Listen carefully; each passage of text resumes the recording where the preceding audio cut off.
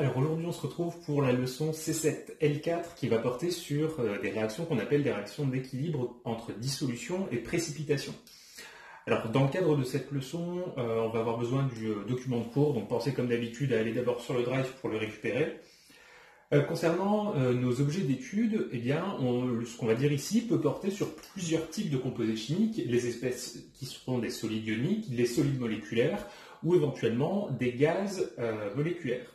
Cependant, le programme de PCSI nous invite surtout à nous pencher sur la première catégorie, celle des solides ioniques, et donc c'est surtout sur cette catégorie qu'on sera amené à travailler.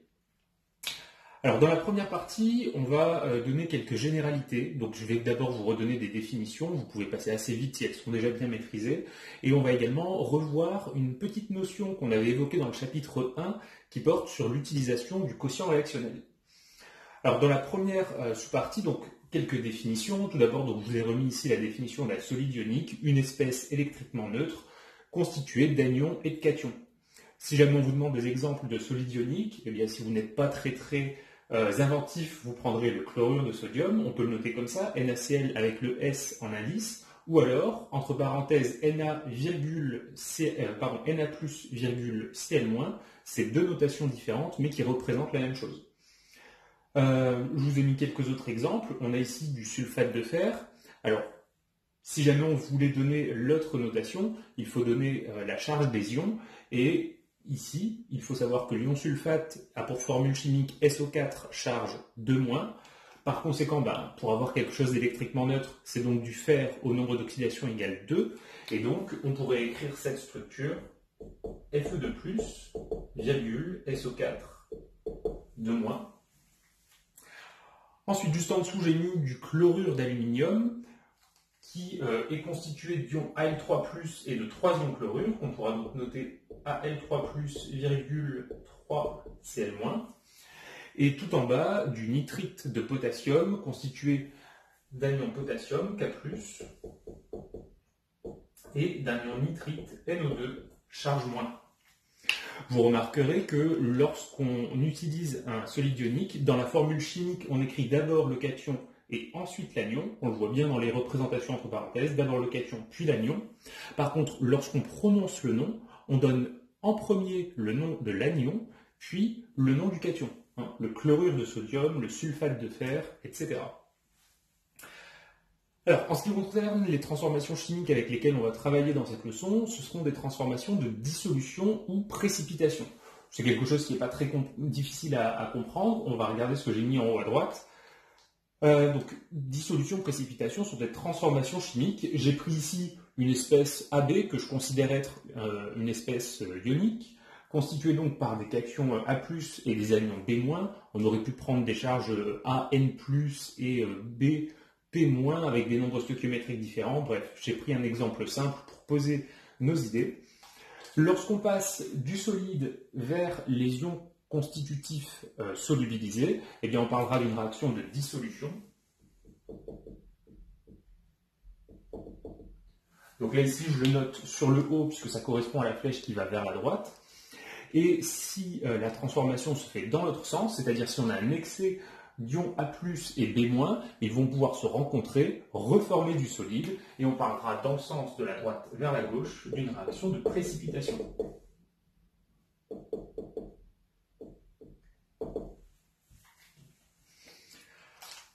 Ensuite, quelques notions qui pourraient être présentes dans les exercices, donc je refais un bilan là-dessus pour que tout le monde soit au même niveau.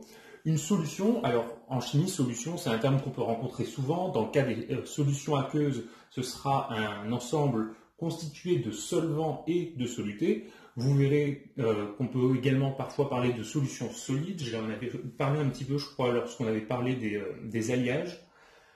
Donc ici, la solution sera un ensemble solvant plus soluté. Soluté, ça correspond à ce que j'ai mis ici. Ce sont là où les espèces dissoutes dans le solvant. Alors ces solutés, ils peuvent être ioniques ou moléculaires. Et dans le cas où les solutés sont ioniques, eh bien, on qualifiera la solution d'électrolytique, c'est-à-dire capable de conduire le courant électrique. Un dernier terme pour illustrer les notions avec lesquelles on va avoir à travailler, le terme de suspension. On peut utiliser ce terme quand on a une phase fluide, c'est-à-dire soit un liquide, soit un gaz, dans lequel vont être dispersées de fines particules de solide. Donc par exemple, lorsque vous avez de la fumée, eh bien, il s'agit d'une suspension de solide dans l'air, et si vous avez un précipité qui est en train d'apparaître dans votre solution aqueuse, eh bien, ce sera encore une fois une suspension que vous aurez à considérer. Alors pour voir maintenant comment on va illustrer ces termes, je vous propose une petite histoire qui va nous expliquer ce qu'est une réaction de précipitation. Alors on considère initialement un tube à essai qui contient de l'eau pure. On va y ajouter à l'intérieur un solide ionique qui sera du chlorure de sodium. Je vais le noter ici NaCl solide. L'eau va donc jouer ici le rôle de solvant. Et lorsqu'on met NaCl dans l'eau, il va y avoir une transformation chimique qui se produit. Elle s'écrira NaCl solide donne Na plus Cl-. Et vous l'avez reconnu, cette équation de transformation correspond à une réaction de dissolution. Donc on parlera ici de la dissolution du chlorure de sodium. À la fin de cette dissolution, qu'on va supposer ici totale, il y aura à l'intérieur du liquide des molécules d'eau et également des ions Na+, et des ions Cl-. Par conséquent, les ions Na+, et Cl- vont être les solutés de la solution. Et puisque ce sont des solutés ioniques, dans le tube à essai se trouve une solution électrolytique.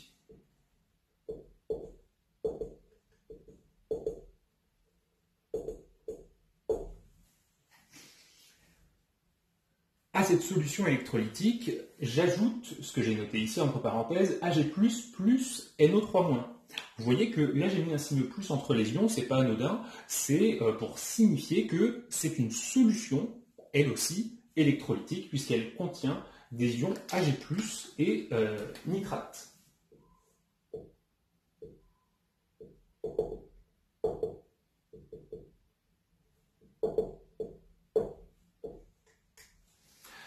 Alors, dans cette solution électrolytique, ce qui va nous intéresser, c'est la présence des ions argent 1, Ag+, qui vont rencontrer, lors du mélange, les ions chlorure, Cl-. La réaction qui va avoir lieu, vous l'avez normalement déjà vu, lorsque vous avez entendu parler au lycée des tests de caractéristiques de reconnaissance des ions.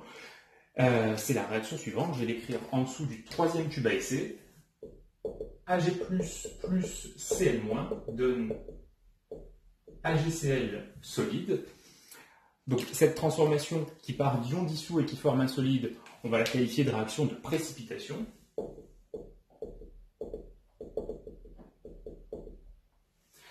Et parfois, pour préciser qu'un précipité apparaît, vous verrez peut-être une notation un petit peu différente du S qu'on met en indice. On peut mettre un trait sous l'espèce chimique et une flèche qui va vers le bas, puisque en effet, si on laisse... alors pardon, j'ai oublié de dessiner le précipité qui apparaît. Hop.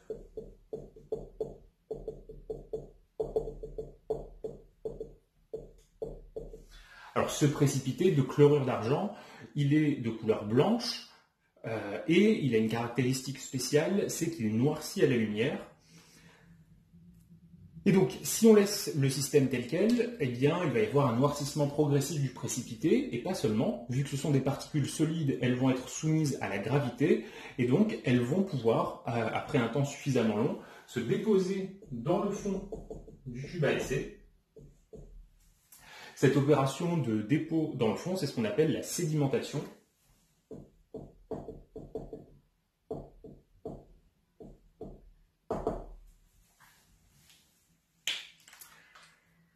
Ok, donc maintenant qu'on a vu cette petite histoire, ce qu'on va faire, c'est passer à des considérations un petit peu plus mathématiques. Alors, dans le paragraphe suivant, grand 1, petit 2, on va parler des équilibres de dissolution et des constantes d'équilibre standard qui sont associées, qu'on va noter Ks et qu'on appellera des produits de solubilité. Alors, pour cette leçon, j'ai choisi d'utiliser un composé qui sera en quelque sorte notre fil rouge, c'est justement le chlorure d'argent. À chaque fois que ce sera possible, j'utiliserai donc le chlorure d'argent pour les démonstrations, mais pour autant, ce n'est pas le seul composé avec lequel on pourra faire ces démonstrations, et il y aura bien sûr dans la fiche de TD d'autres exemples. Alors, tout d'abord, lorsqu'on parle du chlorure d'argent, on va commencer par écrire la réaction équilibrée qui correspond à sa dissolution. Donc, on démarre de l'espèce solide, AgCl, et elle peut se transformer en Ag+, plus Cl-. Sachez que entre les réactifs et les produits, vu que la transformation est équilibrée, vous pouvez mettre soit le signe égal comme je l'ai dessiné ici, ou alors les deux demi-flèches, une à droite et une à gauche. Ça revient même. En tous les cas, cette transformation, c'est une équation bilan. Alors, puisqu'il s'agit d'une équation bilan équilibrée, on va lui associer une constante d'équilibre standard, K0. Et puisque c'est une transformation un peu spéciale, on ne va pas la noter sous cette forme-là, mais on va plutôt la noter K indice S. Avec ce qu'on avait vu dans le chapitre 1, on est capable de donner la définition de KS. On a des espèces qui sont dissoutes, leur activité s'identifie à la concentration divisée par C0. Ici, pour aller plus vite dans les écritures, je ne vais pas écrire les C0.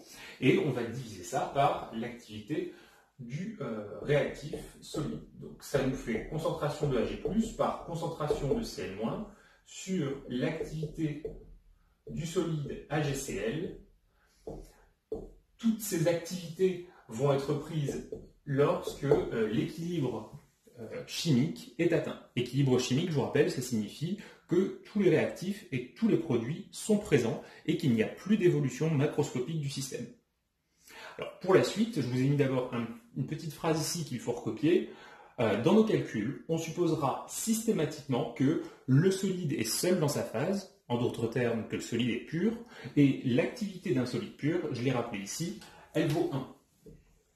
Ça signifie que dans les constantes de solubilité, on aura ici au dénominateur divisé par 1, donc en général, on n'écrira pas de fraction.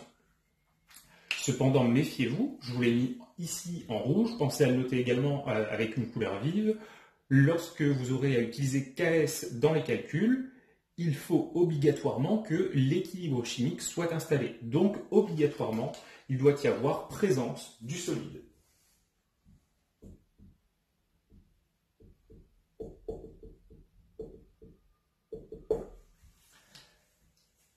Encore une fois, on avait fait cette distinction au chapitre 1, c'était il y a très longtemps, donc je refais un rappel là-dessus. Il faut distinguer la notion d'équilibre d'un système et la notion particulière d'équilibre chimique.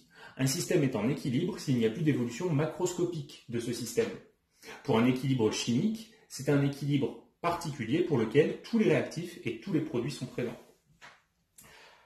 Ok, maintenant qu'on a dit ça, on va passer au paragraphe suivant, le petit 3, qui va porter sur l'existence ou non d'un solide en solution aqueuse. On vous demandera souvent une condition sur la quantité introduite, par exemple, pour savoir si on a une solution qui va être totalement limpide, c'est-à-dire qu'il ne reste plus de solide, ou alors comment est-ce qu'on fait pour avoir une solution saturée? On voit tout ici.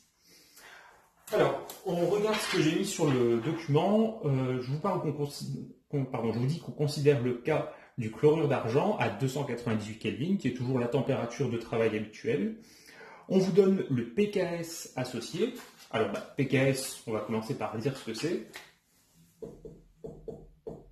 C'est rien d'autre que moins log de la constante de solubilité KS. Par conséquent, si le PKS vaut 9,8, ça signifie que le KS du chlorure d'argent vaut 10 puissance moins 9,8.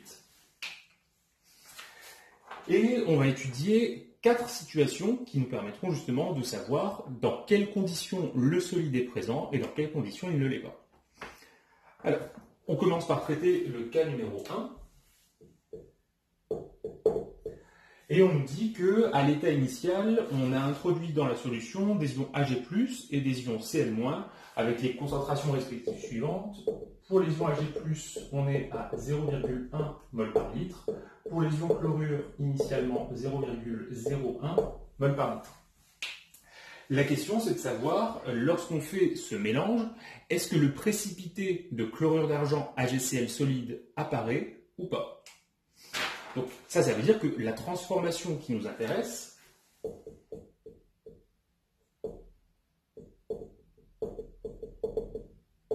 C'est la transformation qui considère l'apparition du solide.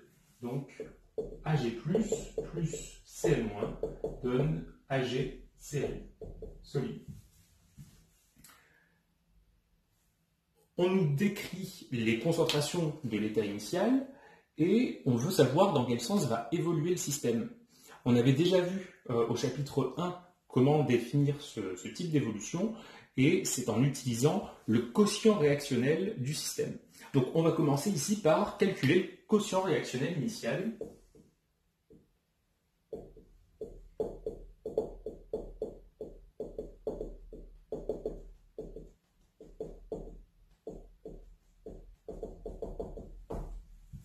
En reprenant les notations qui sont juste au-dessus, eh bien, le quotient réactionnel initial associé à cette transformation chimique, il va être défini par 1, qui correspond à l'activité du solide, sur la concentration initiale en Ag+, multipliée par la concentration initiale en ion chlorure. Avec les valeurs qui sont données juste en haut, on trouve un quotient réactionnel initial qui vaut 10 puissance 3. Et une fois qu'on a cette valeur, il faut la comparer à la constante d'équilibre de la réaction pour savoir comment cette réaction justement va évoluer.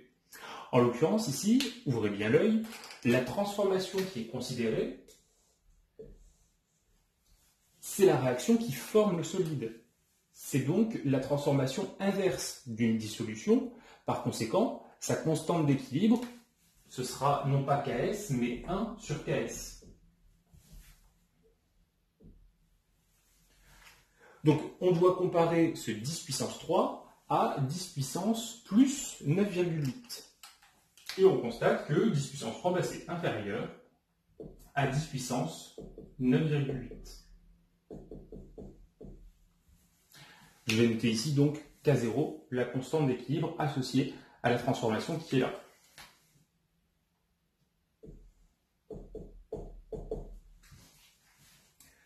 Finalement, on est dans une situation où le quotient réactionnel est inférieur à la constante d'équilibre. On sait que le quotient réactionnel va tendre vers la constante d'équilibre.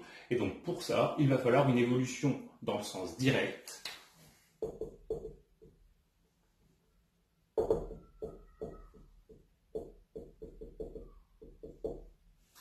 Et sens direct, donc c'est pour la transformation qui est écrite ici. Et vous voyez donc qu'on va, dans cette situation, former le précipité AgCl.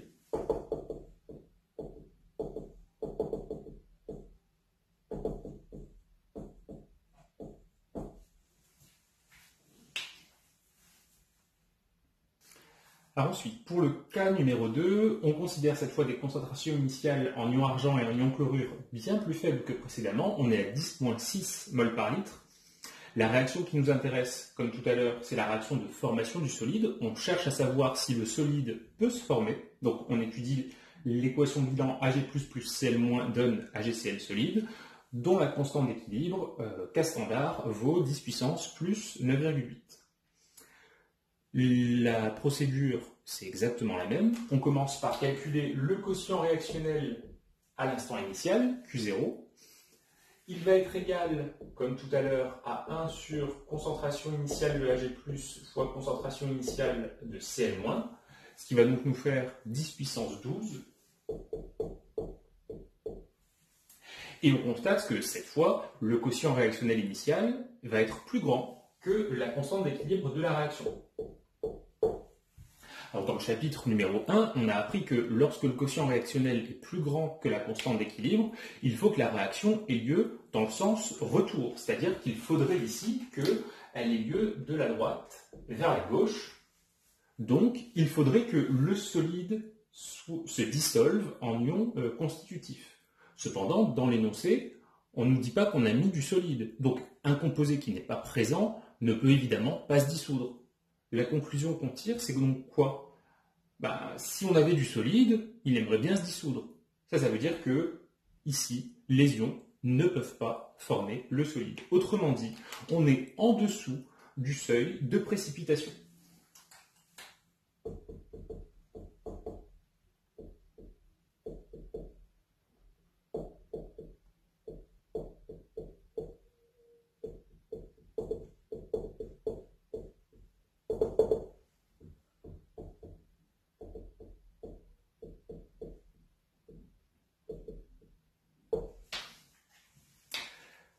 Un petit commentaire sur ces deux premiers exemples. Vous voyez qu'à chaque fois, la transformation considérée, donc c'est celle qui est ici, avec une constante d'équilibre K0 qui vaut 10 puissance plus 9,8. Cette constante d'équilibre, elle est très grande. Et on voit sur ce cas numéro 2 qu'une constante d'équilibre grande, ce n'est pas suffisant pour avoir une transformation qui soit totale. Il faut en plus un critère particulier sur l'état initial du système. Alors, pour les situations numéro 3 et 4, on ne va pas partir des ions pour savoir si le solide se forme, mais on va partir du solide et on va se demander si la dissolution est totale ou partielle. C'est-à-dire, est-ce qu'il ne reste plus du tout de solide à l'état final ou est-ce qu'il y en a encore un peu? Alors, on considère toujours le chlorure d'argent et on va prendre trois situations. La première situation, c'est dans le cas où on met une quantité initiale de chlorure d'argent qu'on a appelé simplement petit n, égale à 10 moins 1 mol par, pas mol par litre, mais 10 moins 1 mol. Alors ici, on s'intéresse à la dissolution du solide. Par conséquent, l'équation bilan qui nous intéresse, ce n'est plus celle qui est écrite là, mais c'est son inverse. On va donc écrire Ag+, pardon, pas Ag+, je dis n'importe quoi, AgCl solide donne Ag+, plus Cl-. Cette équation bilan, sa constante d'équilibre, c'est Ks. 10 puissance moins 9,8. Si on souhaite savoir si la dissolution est complète ou non, eh bien, il faut faire un tableau d'avancement et savoir si l'avancement final correspond à l'avancement maximal ou pas. Donc ce qu'on va faire ici, c'est un petit peu rusé, puisque si on analyse le tableau d'avancement, on a le réactif qui est solide et les produits, c'est pas écrit, mais vous le savez, ils sont dissous. Du coup, eh bien, le plus astucieux pour nous, c'est de faire notre bilan de matière en mol dans 1 litre de solvant.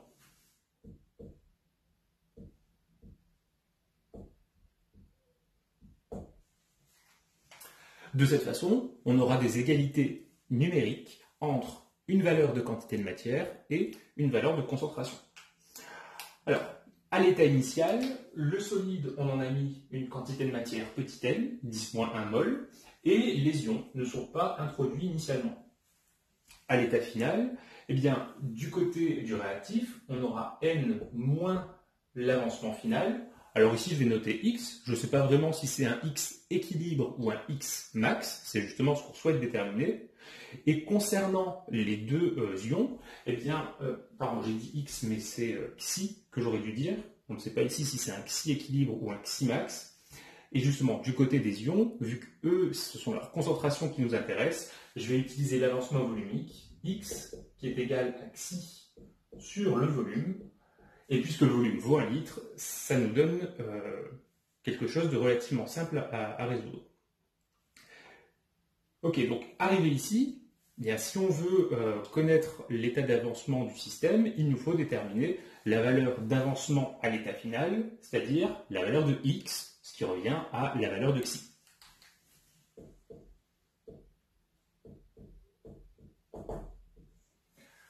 On sait que lorsque la transformation est équilibrée, l'avancement à l'équilibre se détermine à l'aide de la constante d'équilibre. Donc on va commencer par écrire que Ks est égal à concentration de Ag+ par concentration de Cl-.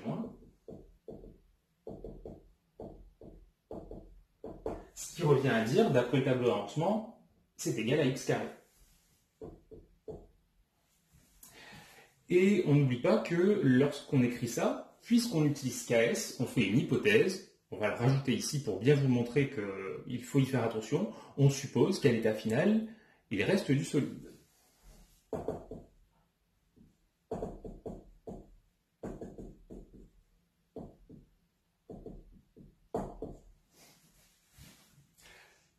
Une fois qu'on est ici, on isole donc la valeur de x, c'est égal à la racine de Ks, ce qui nous fait donc 10 puissance moins 4,9 mol par litre. Ça veut dire que xi est égal à 10 puissance moins 4,9 mol. Du coup, est-ce que la réaction est totale? Eh bien, on regarde la colonne du réactif et on étudie la grandeur n-xi. Ça nous fait 10 puissance moins 1, auquel on retranche 10 puissance moins 4,9. Bon, bah, le deuxième terme est négligeable par rapport au premier. Ça nous fait à peu près 10 puissance moins 1 mol. Donc, il reste du solide à l'état final. Ça valide l'hypothèse qu'on avait formulée ici. Et donc, on a la réponse à la question. Non, la dissolution n'est pas totale.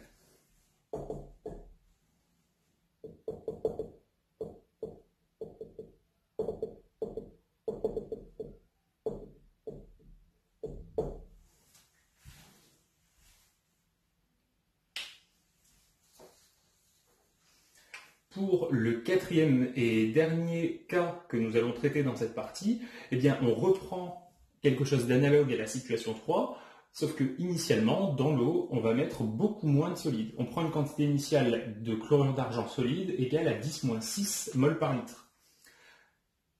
Comme tout à l'heure, eh bien, on va comparer la quantité n-xi pour savoir si la transformation est totale.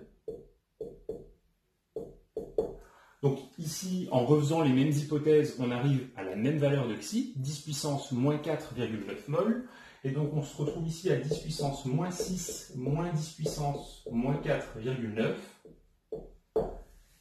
Et on se retrouve face à un problème assez conséquent, puisque la quantité de matière restante pour le réactif à l'état final serait, au conditionnel, une quantité de matière négative. Évidemment, ça n'a aucun sens physique.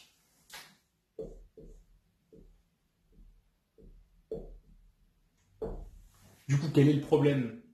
Eh bien, il peut se trouver à une seule et unique position, c'est au niveau de l'hypothèse. Cette hypothèse est obligatoirement fausse, il ne reste pas de solide, et donc on a comme ça la réponse à la question. La dissolution est ici totale.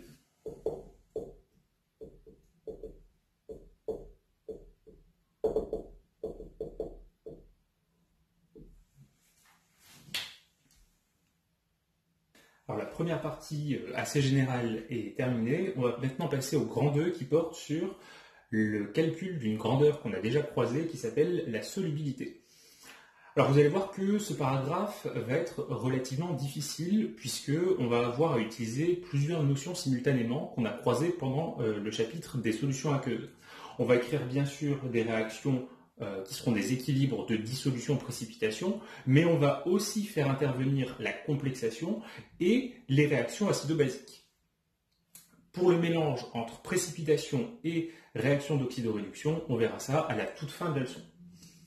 Alors, on commence par des définitions dans le premier paragraphe. Tout d'abord, la solubilité. J'ai mis entre parenthèses molaire, c'est sous-entendu, qu'on va noter S minuscule, c'est une grandeur qu'on a déjà définie, il s'agit de la quantité de matière maximale d'un soluté pouvant être dissoute dans exactement 1 litre de solvant. Par conséquent, la solubilité molaire va avoir pour unité une quantité de matière par litre, c'est-à-dire des moles litre moins 1. Et donc, on peut interpréter la solubilité comme la concentration maximale qu'on peut atteindre pour un soluté donné. Deuxième définition, la solubilité massique, que j'ai noté S indice M, petit m pour massique. La définition se calque sur la précédente, je ne l'ai pas réécrite entièrement, mais il s'agit de la masse maximale de soluté pouvant être dissoute dans exactement 1 litre de solvant. Puisqu'il s'agit cette fois d'une masse par unité de volume, elle va s'exprimer en grammes litre moins 1. L'utilité de fonctionner avec cette solubilité massique, c'est qu'une masse est une grandeur directement accessible au laboratoire en utilisant une balance, alors qu'une quantité de matière nécessite en plus un petit calcul. Concernant les solubilités ou solubilités massiques, on va voir dans ce paragraphe qu'elles varient avec beaucoup de choses. Vous pouvez noter plusieurs petits points. Elles varient avec évidemment le soluté. Si on prend des espèces chimiques différentes, leurs solubilités vont être différentes. La solubilité varie également en fonction du solvant. Alors ça, on n'aura pas trop à le traiter ici, puisque dans ce chapitre, on travaille avec le solvant H2O uniquement. La solubilité varie également lorsque la température varie, et on verra qu'il peut y avoir d'autres phénomènes comme les réactions de complexation ou le pH. Donc on va mettre des petits points de suspension. Tout ça pour retenir que donner juste une valeur de solubilité en mol par litre, ce n'est jamais suffisant. Il faut toujours préciser le soluté, le solvant, etc. pour avoir un maximum d'informations et bien comprendre à quoi correspond la grandeur. Pour terminer sur ces définitions-là, une relation qui permet de passer de solubilité molaire à solubilité massique. Si on considère un soluté de masse molaire grand M, qui va être du coup grand M en grammes mol-1, eh bien on peut trouver une relation simple entre la solubilité massique et la masse molaire. On peut la trouver à l'aide d'une analyse dimensionnelle.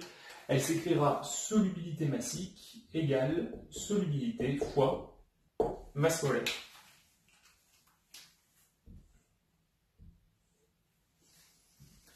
Ah pardon, j'avais oublié, il y a une toute dernière définition, je vais noter ici en haut. C'est celle d'une solution saturée en espèce chimique A. Alors A peut ici être une molécule, initialement solide ou initialement gazeuse. Ça peut aussi être un solide ionique. Donc on dira que la solution est saturée en A si dans cette solution on ne peut plus dissoudre une seule entité A. Ça ne veut pas dire qu'on ne peut plus rien dissoudre, mais en tout cas l'espèce A est arrivée à sa concentration maximale. Dans ces cas-là, on aura alors concentration de A égale à la concentration maximale, c'est-à-dire la solubilité petit s, tout ça étant écrit en mol par litre.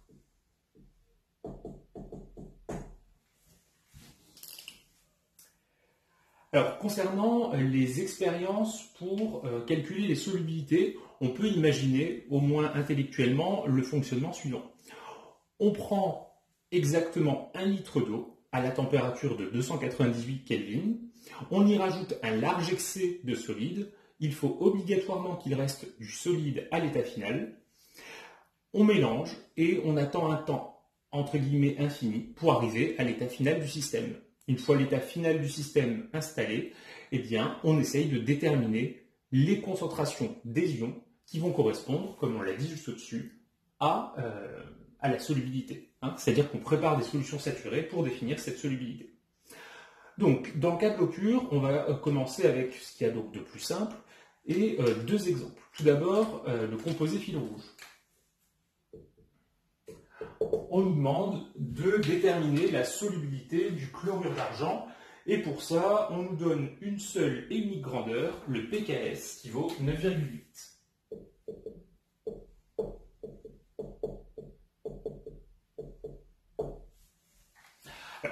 Tout d'abord, quelle est l'équation de réaction que nous allons avoir à considérer? On cherche ici à parler de solubilité, c'est-à-dire la dissolution du solide. Donc, on écrit l'équation de dissolution. AgCl solide donne Ag+, plus Cl-. Quelle est la constante d'équilibre associée à cette équation? C'est la dissolution d'un solide. Donc, la constante d'équilibre, c'est Ks. C'est la définition qu'on a vue. D'après la valeur du pKs qui se trouve juste au-dessus, Ks vaut 10 puissance moins 9,8.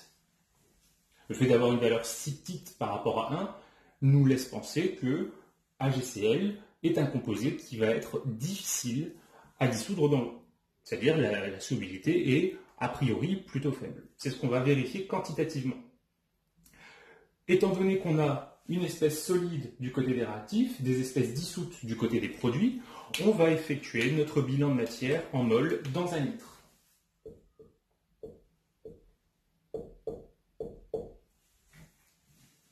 Concernant le solide, en toute honnêteté, on se fiche de la quantité introduite initialement, il faut juste que ce soit un excès de façon à ce qu'il en reste à l'état final. Je vais donc noter dans sa colonne excès. Concernant les ions, initialement, bien vu qu'on est dans l'eau pure, il n'y en avait pas, concentration nulle. Et à l'état final, eh bien, on va noter pour chacun de ces ions une concentration, alors on va pouvoir la noter par exemple X, ou si vous préférez rajouter des petites notations, on pourrait considérer ici que c'est un avancement à l'équilibre, donc vous pourriez écrire xec, mais comme je vous l'ai expliqué il y a un instant, cette solution, c'est une solution saturée. Par conséquent, ces concentrations, x équilibre, s'identifient à la solubilité. Je vais donc choisir ici d'écrire S et S. Et évidemment, xec égale à la solubilité S. Pour déterminer la valeur de la solubilité, eh bien on va donc utiliser, comme si on voulait déterminer la valeur de x, on va utiliser la constante standard d'équilibre, Ks, et dire que Ks est égal à Ag plus par Cl moins, le tout à l'équilibre, je ne l'écris pas ici. Attention, j'utilise Ks, donc il faut préciser que le solide est présent. C'est bien ce qu'on a dit juste au-dessus.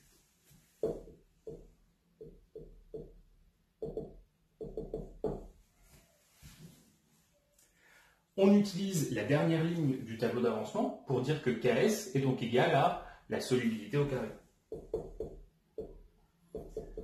Donc, la solubilité vaut racine de la constante Ks, ce qui nous fait numériquement 10 puissance moins 4,9 mol par litre.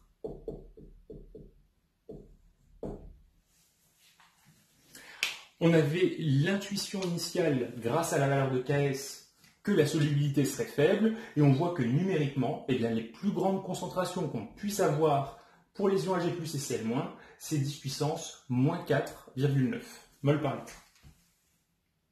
Alors, concernant le deuxième exemple, j'ai décidé de vous torturer un petit peu avec un calcul de solubilité pour le fluorure de barium. Évidemment, j'ai pris soin de ne pas écrire la formule chimique du fluorure de barium pour que vous puissiez y réfléchir. Alors, essayez de prendre un petit moment, peut-être réfléchissez à ça. Quelle est la formule brute du fluorure de barium? Logiquement, les ions fluorure, vous les connaissez déjà, hein. Ils ont pour formule F-. Et la question, c'est de se dire, bon, le barium, comment trouver la formule de cet ion? Bien, pour ça, on va attraper la classification périodique des éléments. Alors là, ici, je ne sais pas si vous le verrez bien, mais vous en avez sûrement sur vous. Le barium se trouve ici, tout en bas de la deuxième colonne de la classification. Donc il a 2 électrons de valence, il est très peu électronégatif, il va donc pouvoir perdre ces 2 électrons de valence pour donner le cation Ba2+. Donc si on résume, dans le fluorure de barium, on aura des ions F- et des ions Ba2+. Ça veut dire qu'à l'état solide, la formule brute, ce sera BaF2. Concernant le fluorure de barium, je vous donne dans le document le Ks, 2,0 fois 10 puissance moins 6 à 25 degrés Celsius.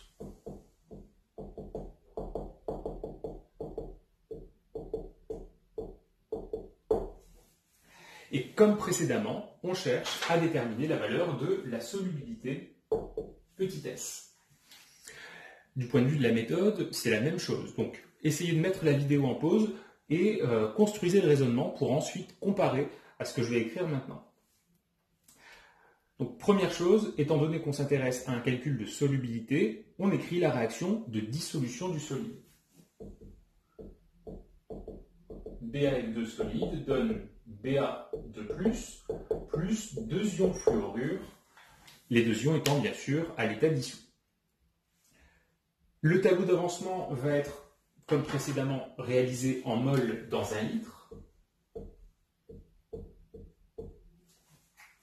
Le solide va être introduit en excès. Et concernant les ions, à l'état initial, ils ne sont pas introduits, leurs concentrations sont nulles. À l'état final, eh bien, on pourrait noter avec l'avancement X, ou directement avec la solubilité S, c'est ce que je vais faire ici. Pour le Ba2+, on aura petit s, et pour les ions fluorure, soyez vigilants, on a un nombre stoichiométrique qui vaut 2, donc on aura comme concentration 2s. C'est logique, d'après les nombres stoichiométriques, d'avoir une concentration en ion fluorure 2 fois plus élevée que celle en ion barium. Pour calculer la valeur de S, eh bien on utilise la constante d'équilibre qui est ici Ks et qui va s'écrire Ba de plus fois F moins puissance 2. Évidemment, vu que j'utilise KS, j'oublie pas de rajouter entre parenthèses que on suppose que le solide est présent. C'est le cas, hein, puisqu'on a introduit un excès.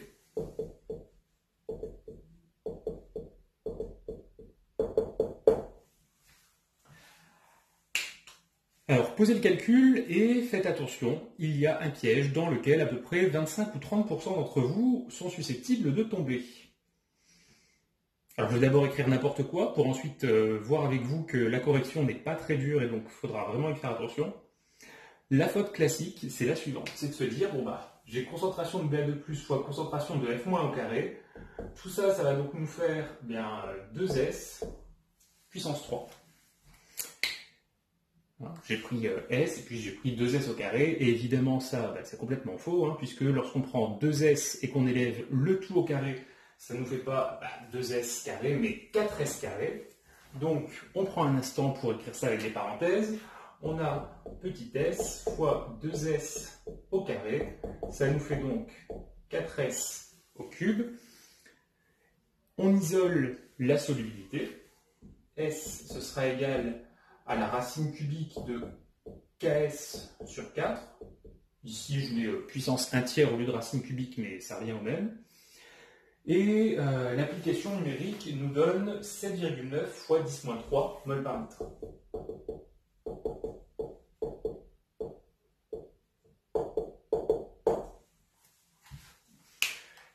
Ce qu'on retient de ce cas numéro 2, c'est donc lorsque vous avez une stoichiométrie dans le solide qui n'est pas 1 pour 1, là ici vous avez un cation pour 2 anions, eh bien méfiez-vous, lorsque vous utilisez comme ça les puissances, pensez bien à mettre également le nombre stoichiométrique qui correspond bien sûr à la concentration, à la bonne puissance, sinon vous allez avoir une formule littérale qui sera fausse et une application numérique qui bien sûr sera fausse. Voilà pour ce qui concerne les calculs dans l'eau pure. Alors ça, en général, c'est les premières questions, celles qui sont plutôt faciles et qui sont là pour mettre le candidat en confiance. On va passer maintenant à des situations un petit peu plus, de plus en plus complexes à cerner. Le premier point qu'on va voir parmi ces différentes situations, c'est ce qu'on appelle l'effet d'ion commun.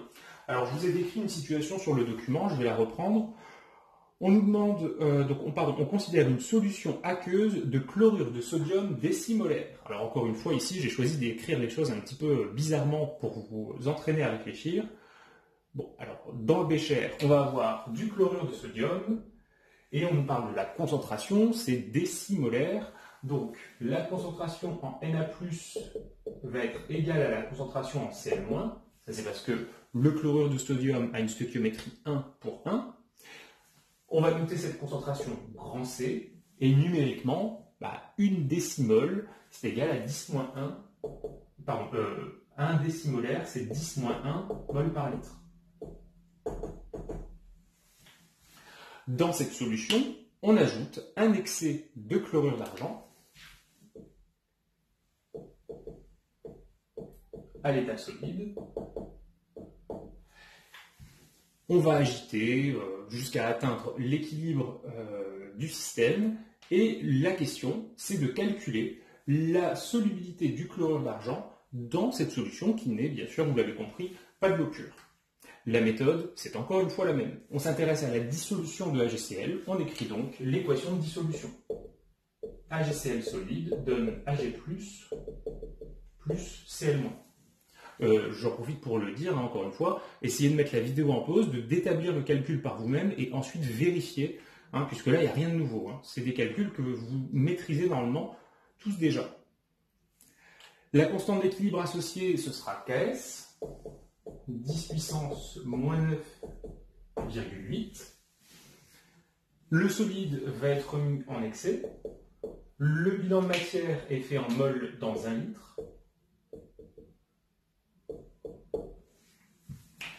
Alors, concernant les ions Ag+, initialement, à l'intérieur du bécher, il n'y en a pas qui ont été introduits. Concentration nulle. Pour les ions Cl-, par contre, on en avait initialement une concentration égale à grand C. À l'état final, eh bien, on a rajouté des ions Ag+, et des ions Cl- par dissolution du solide. On va donc avoir pour Ag+, une concentration égale à, à la solubilité petit s, et pour Cl-, on aura ce qu'il y avait initialement, plus la solubilité petit s. On cherche ici à calculer S, et pour ça, on utilise la constante Ks.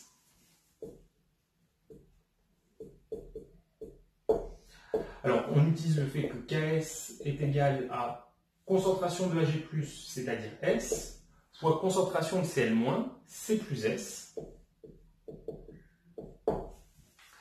Et arrivé à cette équation, deux méthodes de résolution. Soit vous êtes rigoureux et vous appliquez l'équation vous cherchez à développer puis à factoriser pour avoir une équation du second degré en S, vous calculez le discriminant, vous trouvez une racine qui a un sens physique et une autre qui n'en a pas, qui est par conséquent éliminée, ou alors on peut procéder par un calcul approximatif. En l'occurrence ici, moi je vais vous faire le calcul approximatif, puisque l'équation du second degré c'est quelque chose que vous maîtrisez déjà. Calcul approximatif se base sur la formulation d'une hypothèse. Selon vous, quelle hypothèse vraisemblable peut-on formuler ici?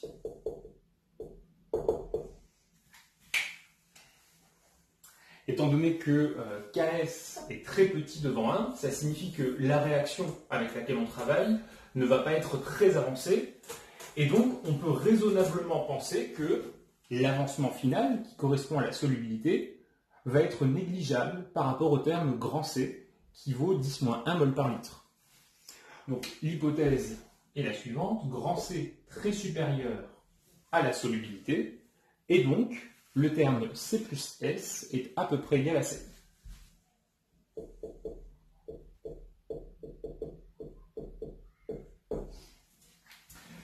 Lorsqu'on fait la résolution numérique, on se retrouve au final avec une valeur de S qui vaut 10 puissance moins 9 mol par litre.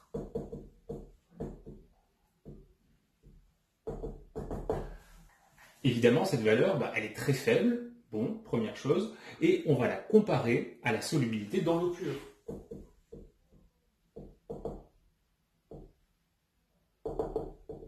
Dans l'eau pure, pour AgCl, on avait une solubilité qui valait 10 puissance moins 4,9 mol par litre.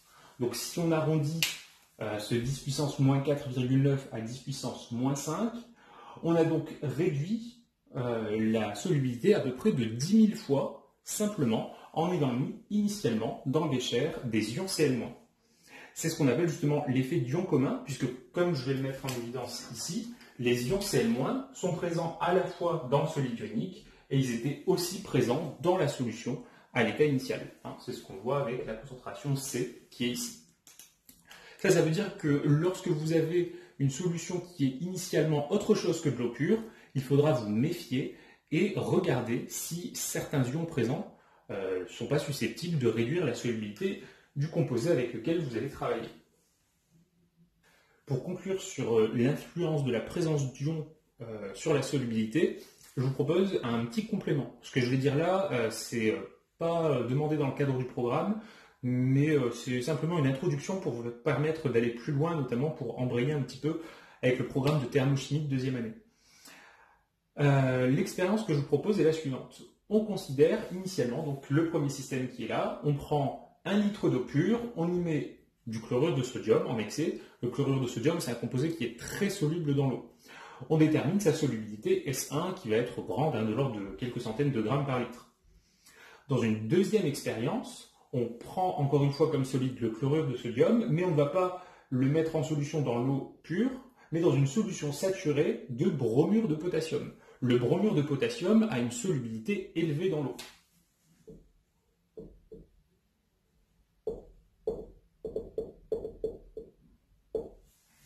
Pour cette deuxième expérience, on va noter la solubilité de NaCl S2. Si on analyse les deux solides, eh bien, on constate que dans le chlorure de sodium, on a des ions Na+, qu'on ne retrouve pas dans le bromure de potassium, et également des ions Cl-, qu'on ne retrouve pas non plus dans le bromure de potassium. Ça veut dire qu'il n'y a aucun ion commun entre ces deux espèces chimiques.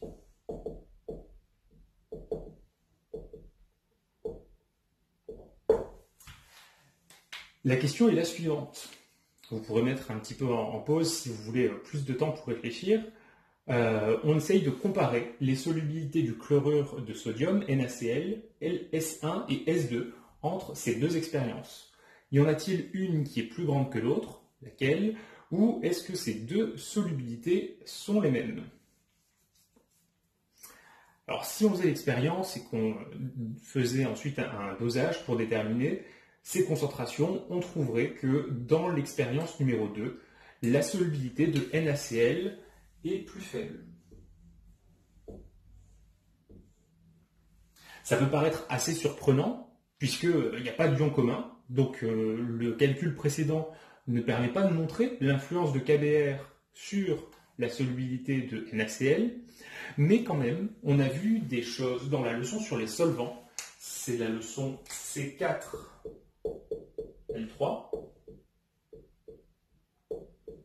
On a vu dans cette leçon des choses qui vont nous permettre de comprendre pourquoi on a ce classement. On avait parlé dans cette leçon des processus de dissolution des espèces ioniques. On avait vu qu'il y avait dissociation, solvatation, puis dispersion. Lorsque vous prenez une solution saturée de KBr, vous avez un très grand nombre de molécules d'eau qui vont être occupées à construire les sphères de solvatation des ions K+, et des ions Br-. Ces molécules d'eau, entre guillemets occupées, eh bien, elles ne vont pas pouvoir s'occuper à la fois des K+, ou des Br-, et des Na+, ou des Cl- qu'on est en train d'ajouter. Finalement, quand on a des espèces très solubles comme ça, le nombre de molécules d'eau disponibles pour la dissolution reste un nombre fini, et donc on peut se retrouver dans des situations où il y a compétition pour la solubilisation des ions dans la solution. Une façon mathématique de mettre les choses sur le papier, c'est d'utiliser une nouvelle grandeur. Alors la formule que je vous ai mise ici pour cette grandeur, la force ionique, n'est pas du tout à apprendre, c'est juste pour votre culture personnelle. On la note, cette grandeur, I majuscule, et elle est égale à la demi-somme du produit de deux termes, concentration de l'ion I, multiplié par la charge du même ion au carré. En termes d'unité, la charge de l'ion, c'est simplement si c'est plus 1, plus 2, moins 1, moins 2, donc il n'y a pas d'unité. La concentration, eh bien, elle va être exprimée en mol litre moins 1. Et donc la force ionique va être homogène à une concentration en mol litre moins 1. C'est une concentration correspondant au nombre de charges dans la solution. Pourquoi je vous parle de cette force ionique? Eh bien parce que il y a une conséquence de la force ionique sur l'activité des constituants physico-chimiques. En réalité, pour un soluté, l'activité est fonction de la force ionique. Dans le cadre du cours de première année, on a dit pour un soluté que l'activité, je vais le rajouter ici, est égale à la concentration divisée par C0. En réalité, cette relation n'est valable qu'à dilution infinie, c'est-à-dire pour des concentrations suffisamment faibles. Dans l'exemple avec lequel on a travaillé ici sur la gauche, j'ai pris des composés qui sont très solubles. Évidemment, la dilution n'est pas infinie. Ça veut dire que dans la situation qu'on a considérée ici, l'activité des ions ne serait plus C sur C0, mais elle serait pondérée par un facteur qu'on appelle le coefficient d'activité. Et ce coefficient d'activité, vous en parlerez dans le cours de thermochimie l'année prochaine. Il peut être défini, par exemple, avec une théorie que vous pouvez creuser si jamais ça vous intéresse, mais inutile de le faire si jamais vous êtes un petit peu ric-rac, qui est donc la théorie de Debye et Huckel. Et donc maintenant, dans le paragraphe grand de petit 4, on va voir l'influence de la complexation sur la solubilité. L'expérience qu'on considère est la suivante. On va prendre une solution, qui est une solution aqueuse ammoniacale, c'est-à-dire qui contient de l'ammoniac NH3 dissous. La concentration initiale en ammoniac, c'est 1 mol par litre, donc on en a mis un excès. On va placer dans ce bécher un excès de chlorure d'argent, et l'idée c'est de savoir quelle est la solubilité du chlorure d'argent dans cette solution.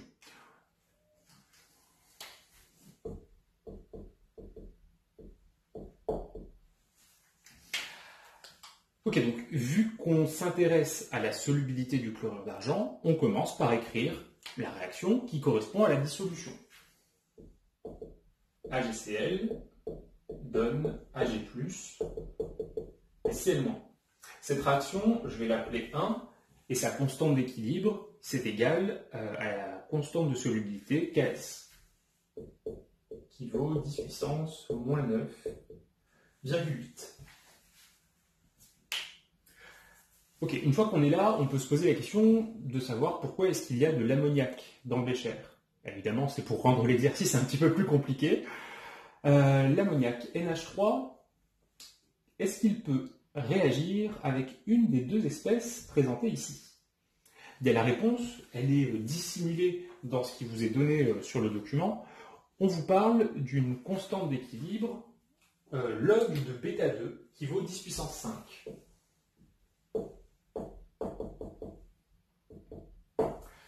Première chose, un réflexe que vous devez avoir, bêta 2, c'est une constante de formation globale d'un complexe. C'est ce qu'on a vu au cours de la leçon C7L3.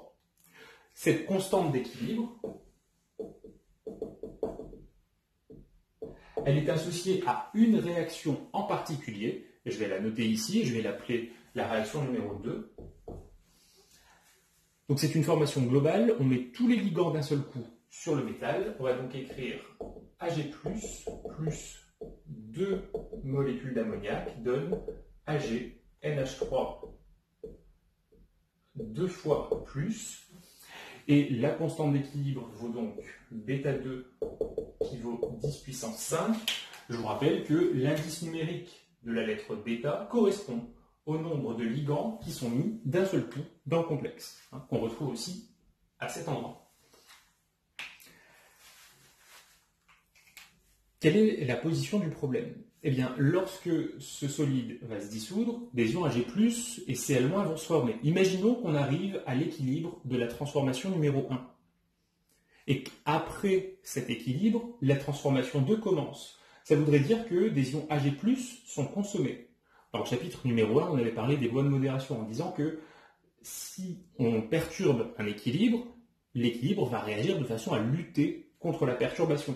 Donc si on retire des Ag+ de l'équilibre 1, on a diminué leur concentration, l'équilibre 1 va avoir tendance à en reformer, donc à se déplacer vers la droite.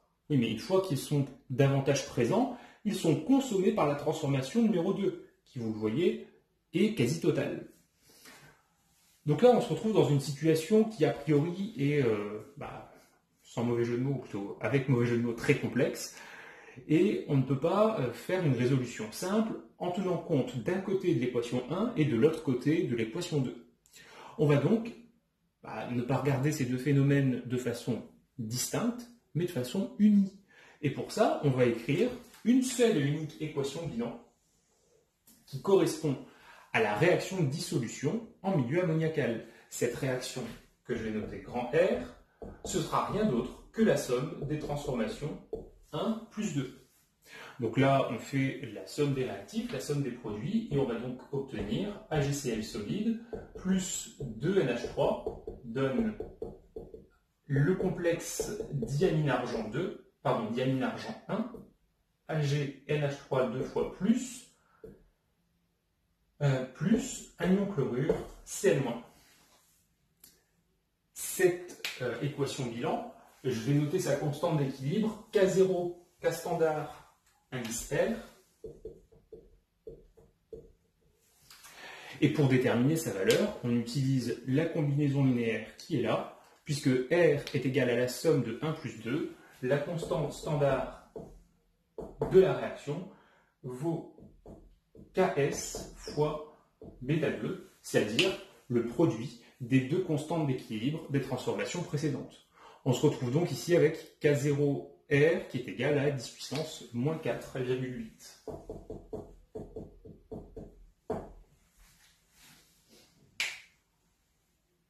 Arrivé ici, pour déterminer la solubilité, tenant compte des deux réactions, on va avoir à construire un tableau d'avancement. Donc j'ai réécrit ici l'équation bilan de la transformation.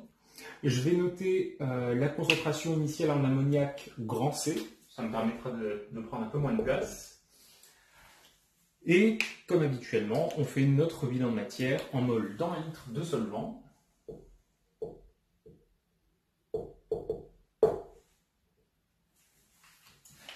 Alors concernant le solide, on en a mis un excès, de façon à ce qu'il en reste à la fin. Pour l'ammoniac, la concentration initiale vaut grand C. Les ions diamine-argent ne sont pas introduits initialement, concentration nulle. Et même chose pour les ions chlorure. À l'état final, eh bien, l'ammoniac a été un petit peu consommé. C-2S. Je vous rappelle, la solubilité s'identifie à l'avancement à l'équilibre, et on met le petit 2 puisqu'il y a un nombre stöchiométrique dans l'équation. Du côté des produits, les nombres stöchiométriques valent 1, donc on aura S pour le complexe, et une concentration égale à S pour les ions chlorure. Pour déterminer la solubilité, on utilise la constante d'équilibre K standard R. Elle sera égale au produit de S par S, divisé par la concentration d'ammoniac puissance 2, c'est-à-dire C moins 2S au carré. Encore une fois ici, soyez vigilants, relisez-vous bien, puisque le nombre stöchiométrique 2 a une influence à la fois dans le tableau d'avancement, mais également dans l'expression de la constante d'équilibre. Évidemment, puisque j'utilise la constante d'équilibre, je suppose que le solide est présent, et c'est bien le cas, vu qu'on l'a mis en excès. Une fois qu'on est ici, comme tout à l'heure, soit on passe par une résolution exacte, ou alors par une résolution approximative. L'hypothèse simplificatrice qu'on pourrait faire est la suivante.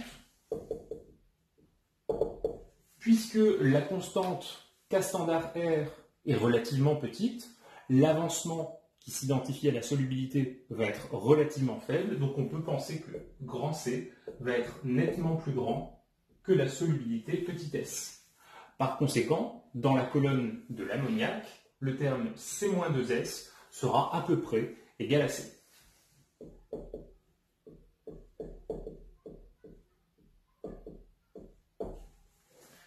Du coup, dans la constante standard de R, on aura S carré sur grand C, ce qui revient à dire que petit s est égal à la racine de C fois K standard R. Et numériquement, on trouve pour la solubilité une valeur de 10 puissance moins 2,4 mol par litre.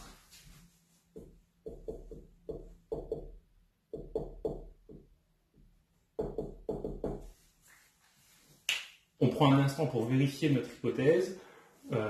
Grand C vaut 1 mol par litre. On est bien avec plus d'un facteur 10, donc l'hypothèse était bonne. Et cette valeur est celle qu'on retient finalement. Évidemment, on ne s'arrête pas là, vu que l'idée, c'est ici de comparer la solubilité du chlorure d'argent dans l'eau pure et lorsque la complexation a lieu.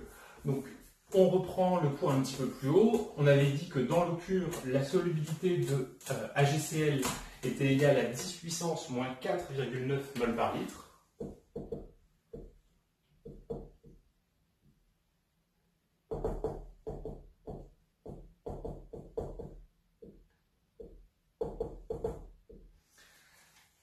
Dans la situation où un complexe se forme à partir de l'argent, la solubilité est plus élevée, 10 puissance moins 2,4.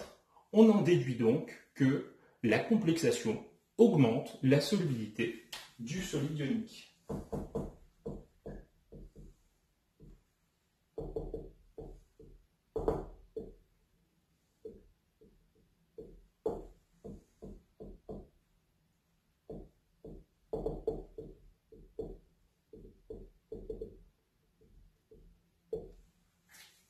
Alors, ce résultat qu'on évoque sur un exemple particulier, vous pourriez bien sûr le mettre en évidence sur toutes les situations où la complexation est réalisable. Donc c'est un résultat général que vous pouvez encadrer et retenir. Ça vous permettra de vérifier qualitativement vos résultats.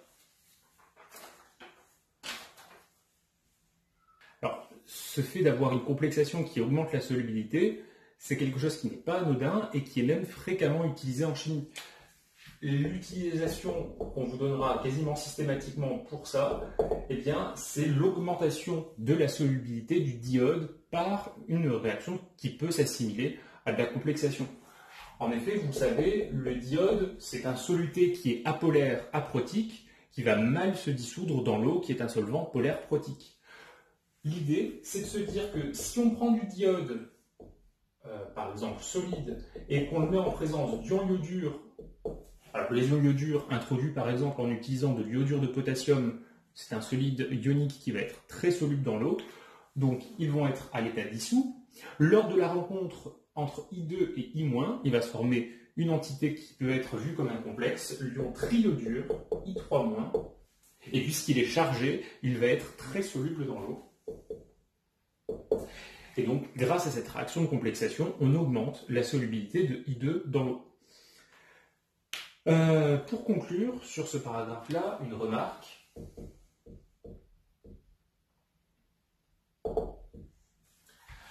Alors, dans l'exercice que je vous ai proposé ici, on a défini la solubilité de la façon suivante.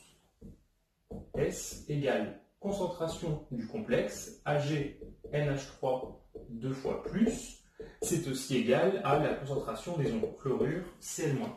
Ce que j'écris ici, ce n'est rien d'autre que ce qu'on a mis dans le tableau d'avancement. Cependant, lorsqu'on considère l'espèce chimique, ou plutôt les espèces chimiques contenant de l'argent, eh bien il n'y en a pas qu'une seule. Il y a certes le complexe, mais il y a aussi les ions Ag+.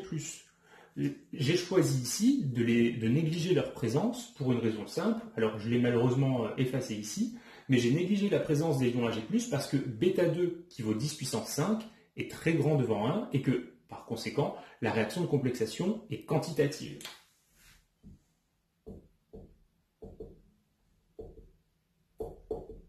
Donc, on va noter qu'on a négligé la concentration des ions Ag+, face à la concentration du complexe.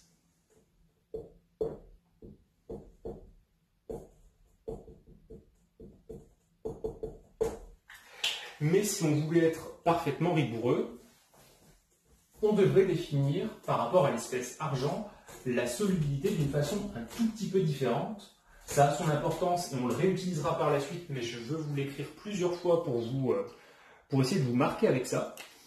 On pourrait dire que S, c'est égal à une somme de plusieurs termes, plusieurs concentrations, qui correspondent à toutes les formes possibles de l'argent.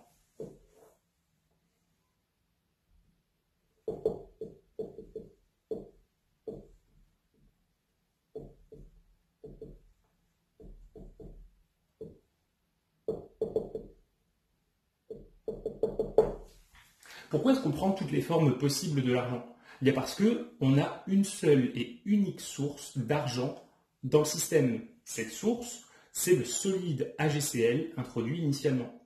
Ça veut dire qu'une fois qu'il s'est dissous, l'argent peut se retrouver, mettons, sous forme de complexe, sous forme d'ion Ag+, sous forme de précipité ou peu importe.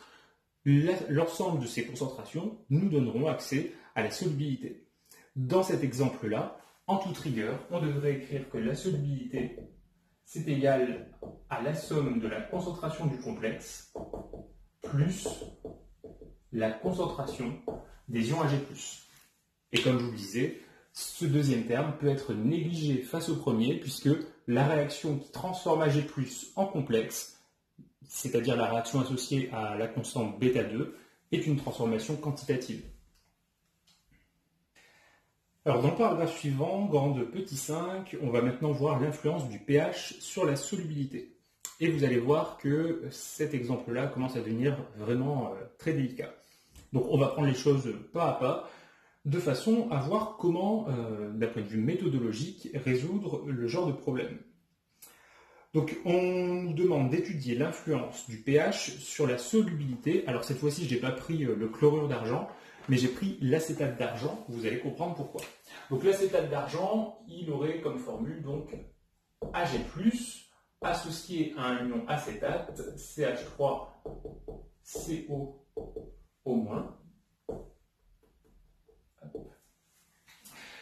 J'ai choisi ici d'écrire les ions acétates AC-.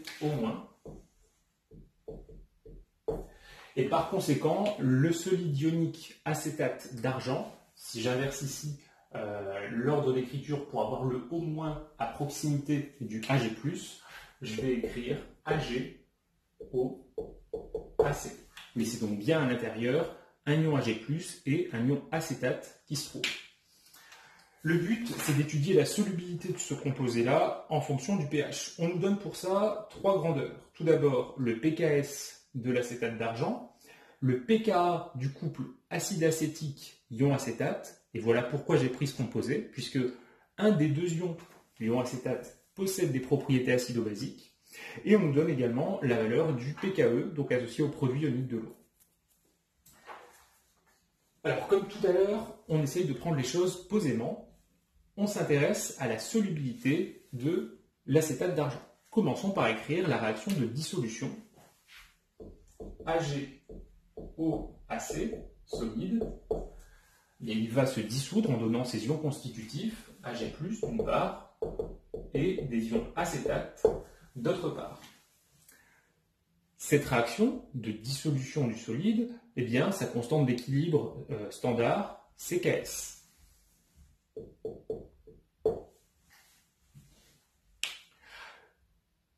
Une fois qu'on a formé ces ions, alors concernant les ions Ag+, je vais supposer qu'il ne peut rien leur arriver en solution aqueuse. En toute rigueur, si on passe à des pH trop élevés, il peut y avoir une précipitation avec les ions hydroxyde et formation d'hydroxyde d'argent. Donc on va commencer par noter ça en termes de remarques. On néglige, ou on ignore, on va faire comme si ça n'existait pas, la réaction suivante.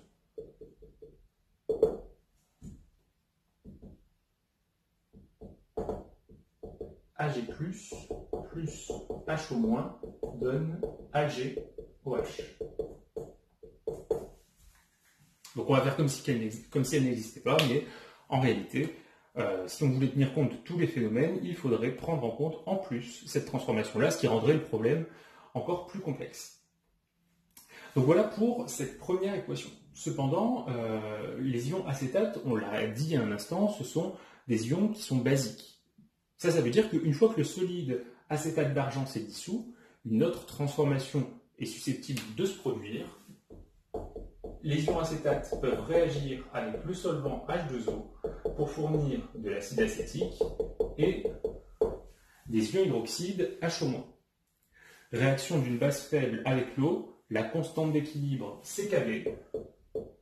Et on se souvient que Ke est égal Ka fois Kb pour un couple. Par conséquent, vu qu'on nous donne la valeur du Ka et du Ke, on se retrouve ici avec une valeur de Kb qui vaut 10 puissance moins 9,2.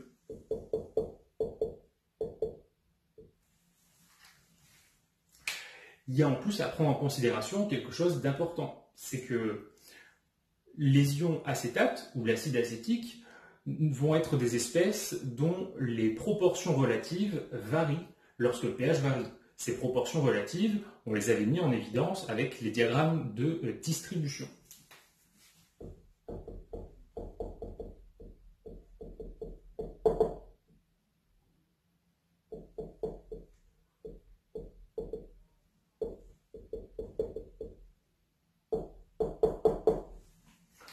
Donc ce qu'on va faire ici, dans un premier temps, c'est essayer d'établir l'expression de la solubilité de l'acétate d'argent en fonction de la concentration en ion H+.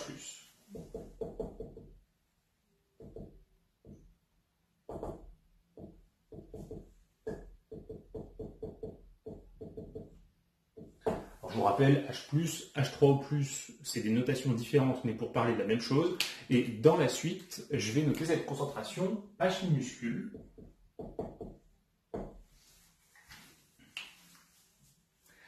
Alors, puisqu'on cherche à donner la relation qui existe entre la solubilité et la concentration des ions oxonium, on va commencer par définir la solubilité.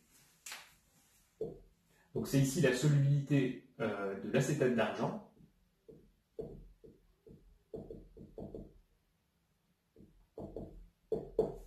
Et puisque dans l'acétate d'argent, il y a deux ions, Ag+ et ACO-, on va pouvoir définir la solubilité par rapport à ces deux types d'ions. Tout d'abord, on peut dire que S, c'est égal à la concentration en ion Ag+.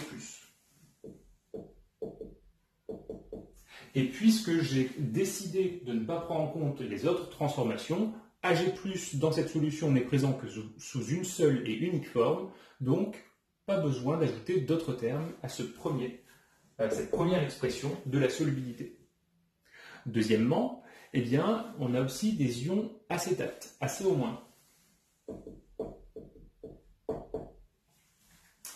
Et là, les choses se corsent un petit peu puisque les ions acétates ne sont pas forcément présents sous la forme ACO-. Ils peuvent se protoner, par exemple en croisant de l'eau, c'est le solvant, donc forcément ils vont croiser de l'eau, et dans ce cas-là, ils deviennent des molécules d'acide acétique.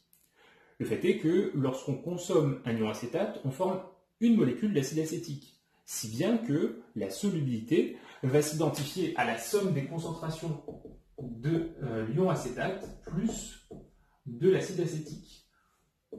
Je reviens à ce que j'ai expliqué dans le paragraphe grand 2 petit 4. Ces deux concentrations, c'est la somme des concentrations des ions acétates sous toutes les formes en solution aqueuse.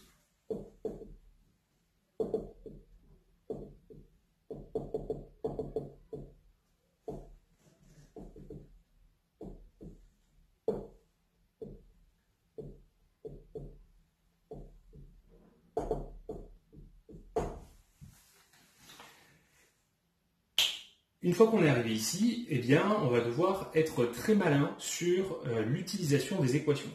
L'idée, c'est d'utiliser les constantes d'équilibre pour faire apparaître la concentration en H+ dans l'expression de la solubilité.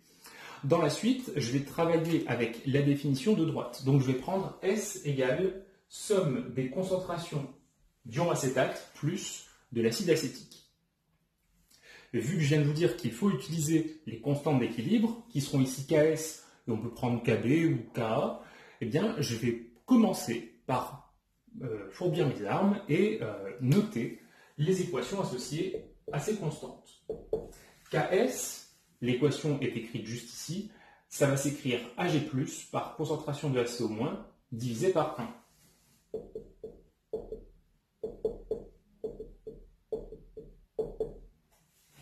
Évidemment, ces concentrations sont prises à l'équilibre et on imagine que le solide est présent pour pouvoir utiliser cette valeur. Le solide est forcément présent puisque c'est encore une fois ici une solution saturée qu'on va considérer.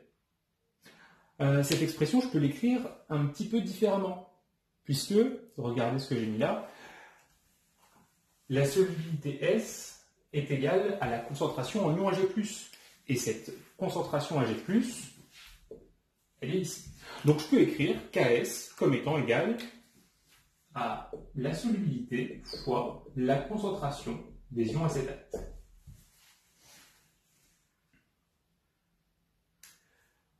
Ok. Deuxième constante d'équilibre, bien vu que l'énoncé nous donne Ka, je vous propose d'utiliser la constante d'acidité associée au couple acide acétique ion acétate. Je vous réécris l'équation bilan associée, c'est la réaction de l'acide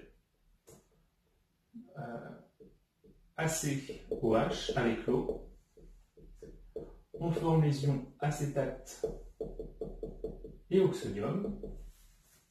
Et donc, à partir de cette équation bilan, on écrit la définition de Ka, qui sera donc égale à concentration des acétates par H3O+,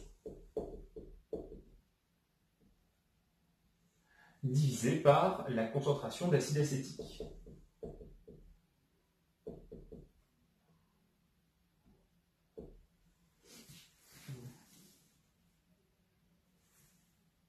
Alors, pour être bien clair dans la suite, la première relation qui est ici, je vais la noter E1, comme équation 1, et celle qui est en bas, ce sera l'équation E2. Donc je repars de la définition initiale de la solubilité. On a dit que S était égal à concentration des ions acétates plus concentration de l'acide acétique. D'après l'équation E1, on peut isoler la concentration en ion acétate et dire que c'est égal à Ks divisé par la solubilité.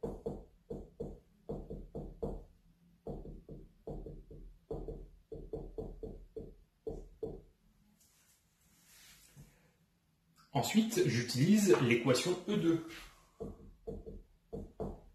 pour isoler cette fois la concentration en acide acétique. Elle sera égale à la concentration en ion acétate divisé par, fois H divisé par Ka. Et en utilisant l'équation E1 avec son écriture qui est juste au-dessus, je peux me dire que la concentration en acide acétique sera égale, donc concentration des ions acétates Ks sur S, fois H sur K. J'injecte ces deux relations dans la précédente, et j'obtiens donc petit s égale Ks sur S, plus Ks fois H sur S fois Ka. Vu que j'ai la solubilité qui apparaît ici au dénominateur, je vais tout multiplier par S et prendre la racine, ce qui nous fait S égale, en factorisant par Ks, donc S égale racine de Ks, facteur de 1, plus H sur K. Donc là ici, H c'est la concentration en ion oxonium, donc on a l'expression de la solubilité en fonction de la concentration en H3O+. Ce n'est pas encore ce qui est demandé vu que nous on veut l'évolution par rapport au pH. Donc j'ai remis tout là-haut l'expression qu'on vient d'obtenir, d'ailleurs c'est une expression importante, on va l'encadrer.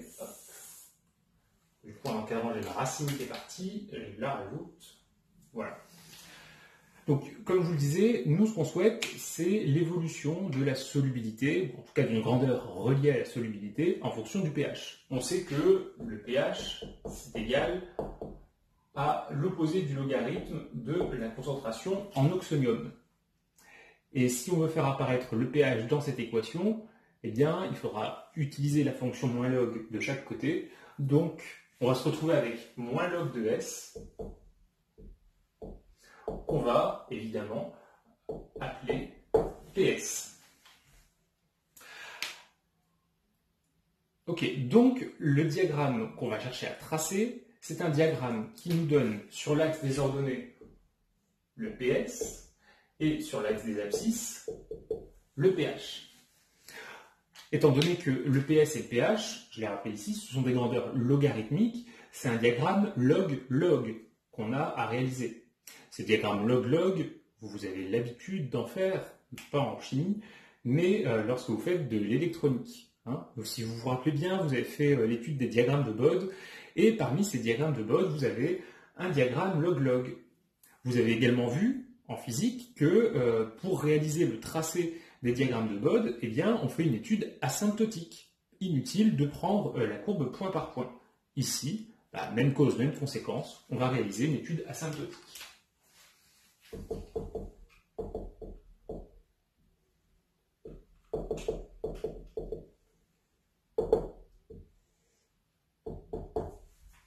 Étant donné que notre axe des abscisses, c'est du pH, eh bien, on va regarder le comportement de la solubilité, ou plutôt du PS, lorsque le pH est très bas et lorsqu'il est très haut. Il faut pour ça trouver une grandeur qui nous permette de fixer. Le pH est très bas et le pH est très haut. Cette grandeur, on en a parlé dans la leçon sur les réactions acido-basiques, c'est le pK du couple.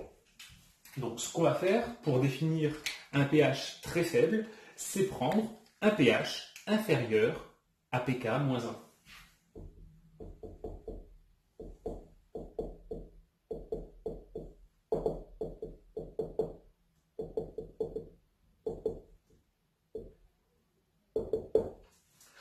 On sait de plus, grâce à la relation de Henderson, que lorsque le pH est inférieur à pK-1, l'espèce acide, en l'occurrence ici l'acide acétique, est majoritaire sur l'espèce basique. Ça signifie que la concentration d'acide acétique est supérieure à 10 fois la concentration d'ion acétate.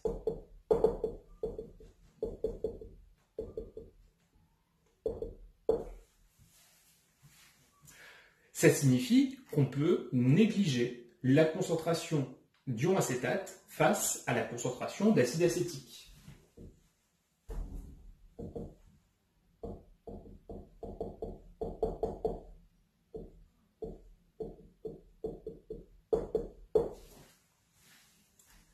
Reprenons maintenant la définition rigoureuse de la solubilité. S, on a dit que c'était la somme de la concentration d'acide acétique plus la concentration des ions acétates. Mais vu ce qu'on vient d'écrire à la ligne juste au-dessus, on peut négliger le deuxième terme et dire que ça, c'est à peu près égal à la concentration en acide acétique. Une fois qu'on est arrivé là, on utilise l'équation E2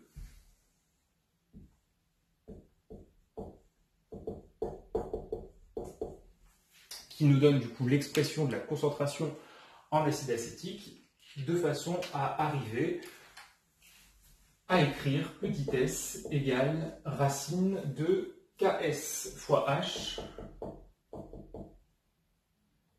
sur Ka. Maintenant qu'on a ce terme relativement simple, on peut passer au moins log et donc écrire que PS, ce sera égal à 1 demi facteur de PKS plus pH moins pK. Ça peut être mis sous forme d'une équation affine.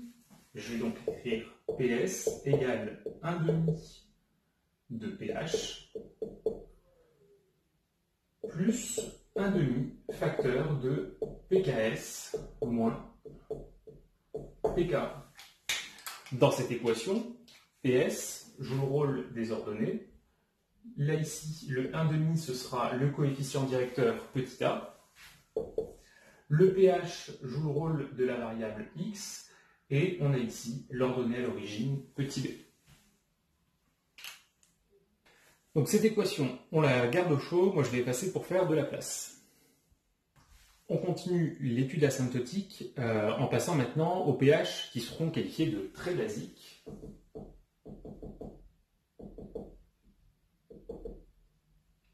Enfin, un pH très élevé qui correspondent à une solution très basique. Donc, lorsque le pH est supérieur à pKa plus 1, ça signifie que la base, les ions acétates, vont être prédominants et même majoritaires par rapport à l'acide acétique. Donc, la concentration de ACO- est supérieure à 10 fois la concentration en acide acétique ACOH. On peut noter à côté que ACO-, les ions acétates, sont l'espèce majoritaire. Une fois qu'on est ici, on reprend la définition de la solubilité. S qui est égal en toute rigueur à la somme des concentrations de l'acide acétique et des ions acétates. Ça peut être approximé grâce à ce qu'on a écrit au-dessus à la concentration des ions acétates. Cette concentration, on peut l'exprimer à l'aide de l'équation E2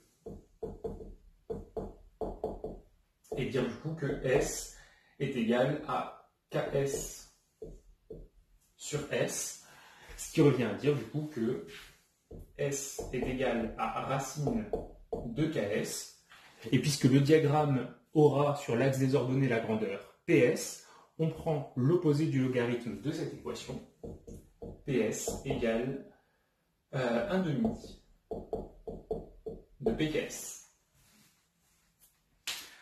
Ok, donc maintenant qu'on a tout ça, on va pouvoir tracer le diagramme, donc l'axe des abscisses gradué en PS, l'axe des ordonnées gradué en PS, l'axe des abscisses gradué en PH. Si je me mets à confondre abscisse et ordonnées, ça ne va plus, on va bientôt s'arrêter. On va mettre en évidence les deux équations des droites asymptotiques. Je vais mettre d'abord en pointillé rouge celle qui correspond au comportement à pH acide. Donc on a une droite, deux coefficients directeurs plus 1,5 et d'ordonnée à l'origine 1,5 de pKs moins pKa.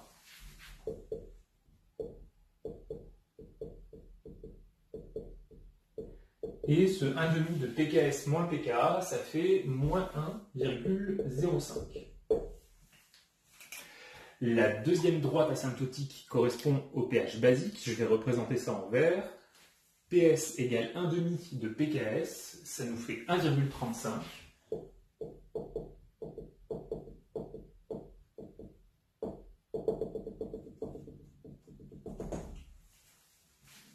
Avec un coefficient directeur qui sera égal à 0. À partir de là, eh bien, on peut tracer l'allure de la courbe PS en fonction du pH. On va avoir une courbe confondue avec la droite asymptotique rouge lorsque le pH est faible, une courbe confondue avec la droite asymptotique verte lorsque le pH est élevé. Et entre les deux, ça ne va pas remonter jusqu'à ce point-là, hein, mais il va y avoir un petit décrochage.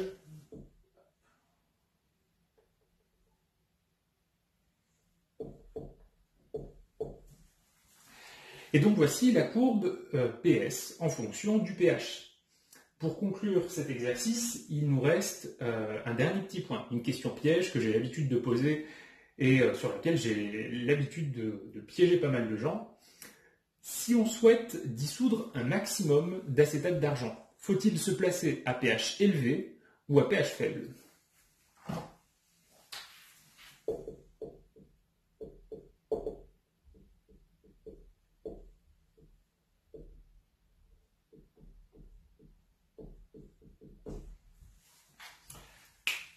Ne vous laissez pas abuser. PS, c'est l'opposé du logarithme de S. Par conséquent, lorsque PS est grand, la solubilité est petite. Et donc, pour avoir une solubilité maximum, il faut se placer à PS égale 0.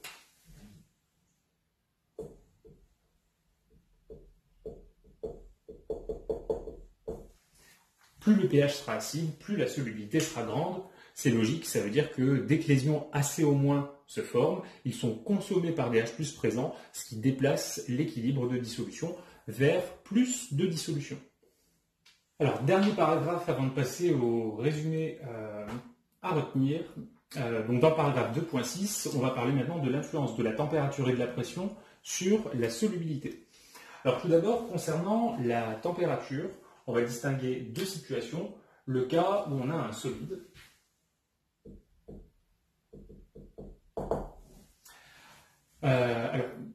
Avant même de considérer le cas du solide, quelle est l'influence de la température sur la solubilité? On sait tout d'abord que la solubilité, elle s'exprime en fonction de la constante Ks. Cette constante, c'est une constante d'équilibre thermodynamique, et on avait dit dans le chapitre numéro 1 que ces constantes sont fonction de la température. Cela signifie que lorsque la température varie, la solubilité varie obligatoirement. Enfin, quasiment obligatoirement. Il peut y avoir des situations où ça ne varie pas. Mais bref, a priori, avec ce qu'on dit là, il y a à prendre en compte l'effet de la température. Dans le cas des solides, la plupart du temps, donc je vais marquer généralement, la solubilité augmente si la température augmente. C'est quelque chose qu'on peut utiliser, par exemple, quand on fait de la cuisine. Si on veut réaliser un caramel, eh bien, si on prend de l'eau froide pour dissoudre le sucre, ça ne va pas être entièrement dissous. Et si vous mettez la casserole avec l'eau et le sucre sur le feu, la température augmente et vous allez avoir une dissolution totale avant le phénomène de caramélisation. Cependant, ce comportement n'est pas systématique, il existe quelques exceptions. La plus connue que je vous cite et que je vous propose de retenir, c'est le carbonate de calcium.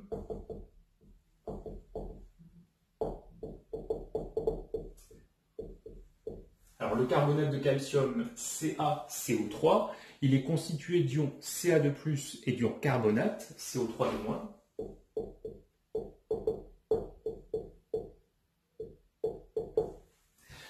Pour ces composés qui font titre d'exception, la solubilité va chuter lorsque la température augmente.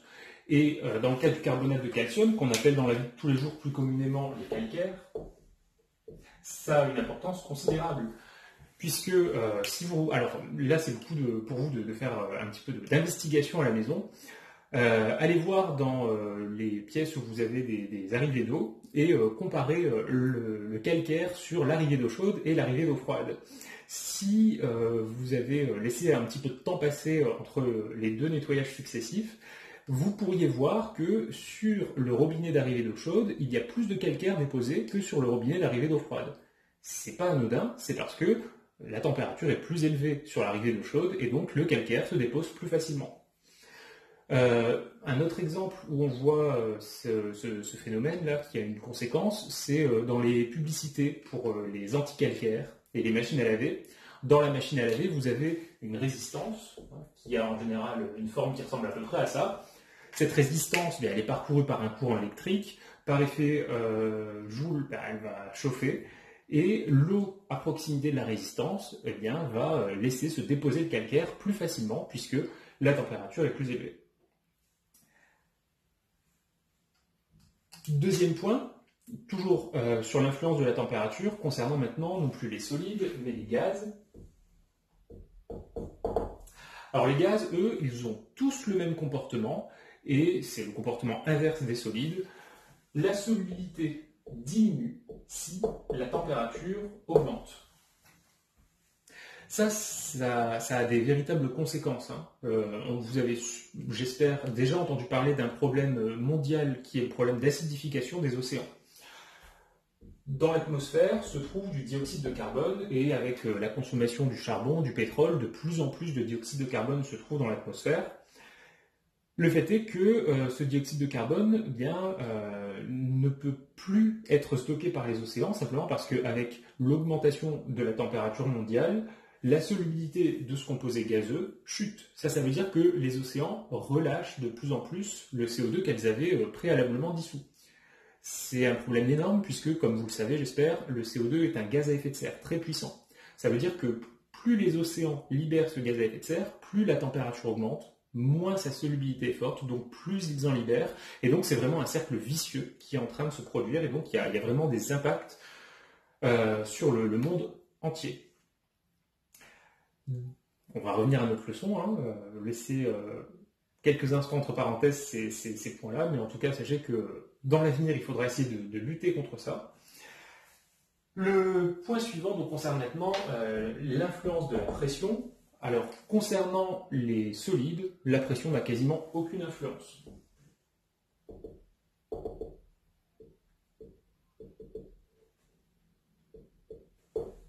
Quasiment aucune influence donc sur la solubilité.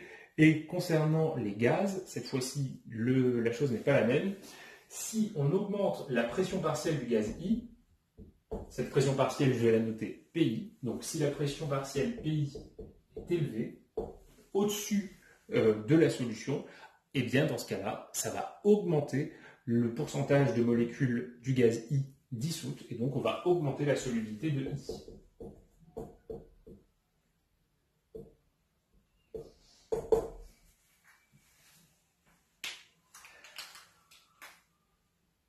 Pour terminer, le paragraphe à retenir. Alors, j'ai mis ici un petit résumé qui ne reprend pas 100% de ce qu'on a dit, mais qui porte sur, à nouveau, l'espèce sur laquelle on travaille le plus dans notre leçon, les solides ioniques. Alors, pour un solide ionique, la solubilité, premièrement, est fixée par la valeur de la constante de solubilité, Ks. Deuxièmement, la solubilité diminue lorsque on a un effet d'ion commun.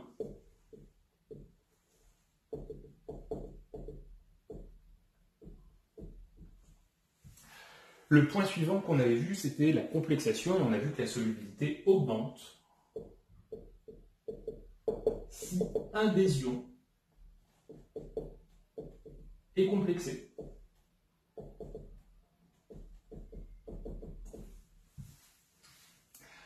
Ensuite, on avait vu qu'il y avait une influence du pH, donc la solubilité varie avec le pH si l'un ou l'autre des deux ions constitutifs a des propriétés acido-basiques.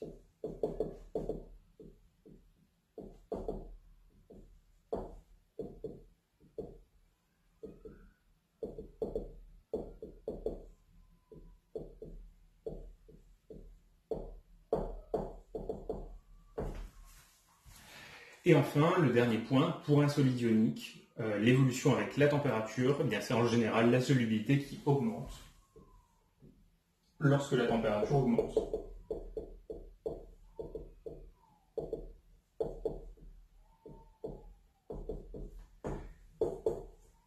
Et on retient l'exception du calcaire qui va voir sa solubilité diminuer lorsque la température augmente. Ok, donc on en a terminé avec cette première vidéo. Dans la prochaine, on va voir comment utiliser les diagrammes d'existence qui me permettent de voir la frontière entre un solide et ses ions dissous.